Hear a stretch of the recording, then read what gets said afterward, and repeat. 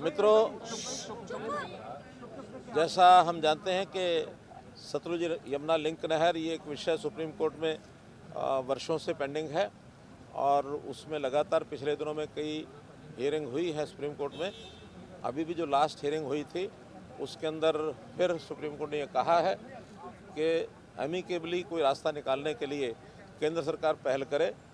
तो केंद्र सरकार की पहल के नाते से आज हमारे जो इरिगेशन मिनिस्टर हैं श्री शेखावत जी, उन्होंने दोनों राज्यों के मुख्यमंत्रियों को बुलाया था, हमारे डिपार्टमेंट के लोग भी थे और एक डिस्कशन जो हुआ है उसमें यही है कि अगली बार सुप्रीम कोर्ट में कोई पॉजिटिव इस नाते से कोई स्टैंड लेकर के, और जैसा सुप्रीम कोर्ट ने कहा कि एग्जीक्यूशन का ये विषय है, जो सुप्रीम कोर्ट ने ऑर्डर दिया कि एसवाईएल का निर्माण होना चाहिए।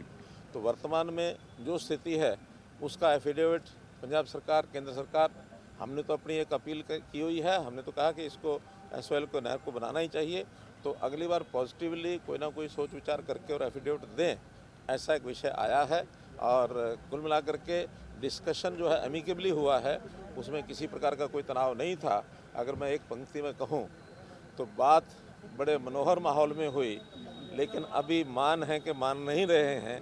फिर भी उन्होंने कहा कि हम पॉजिटिवली सोच करके और कोई ना कोई एक एफिडेविट देने की बात जो कही गई है वो केंद्र सरकार की ओर से ही जाएगा और वो केंद्र सरकार को लिख करके देंगे। वो विषय उतना ही है कि वो दो विषयों को जोड़ करके चल रहे हैं कि नहर बनाना और पानी है कि नहीं है। हम दोनों विषयों को अलग अलग करके बात कर रहे हैं कि नहर बनाना, चूँकि एक सुप्रीम कोर्ट का वर्डिक्ट आ चुका है और सुप्रीम कोर्ट भी बार बार यही कह रहा है कि उसको इसके साथ लिंक नहीं करना है।